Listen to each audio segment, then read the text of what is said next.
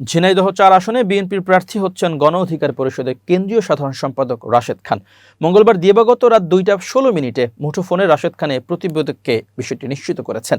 রাশেদ খান বলেন, মঙ্গলবার রাতে গুলশানে বিএনপির অফিসে আলোচনা হয়েছে। সেখানে বিএনপির স্থায়ী কমিটির সদস্য সালাউদ্দিন আহমেদ, খুলনা বিভাগীয় ভারপ্রাপ্ত সাংগঠনিক সম্পাদক আনিন্দ ইসলাম অমিত, ঝিনাইদহ জেলা বিএনপির সভাপতি এম.এ. মাজিদ উপস্থিত ছিলেন। সেই আলোচনায় তিনি ঝিনাইদহ ৪ আসনে বিএনপির প্রার্থী হচ্ছেন এটি জানানো হয়েছে। তিনি বলেন, বিএনপির ভারপ্রাপ্ত চেয়ারম্যান তারেক রহমান ঝিনাইদহ ৪ নির্বাচনী এলাকায় নির্বাচনের আগে জনসভা করবেন, এই শর্তে তিনি ঝিনাইদহ ৪ আসনের প্রার্থী হতে রাজি হয়েছেন। খুব শীঘ্রই ঘোষণা দিবে বিএনপি। বিএনপির প্রার্থী হলে গণ অধিকার পরিষদে থাকছেন কিনা এমন প্রশ্নের জবাবে রাশেদ খান বলেন, হ্যাঁ, সবই থাকবো, আল্লাহ ভরসা। রাশেদ খানের বাড়ি ঝিনাইদহ সদর উপজেলার মুরারিদহ গ্রামে।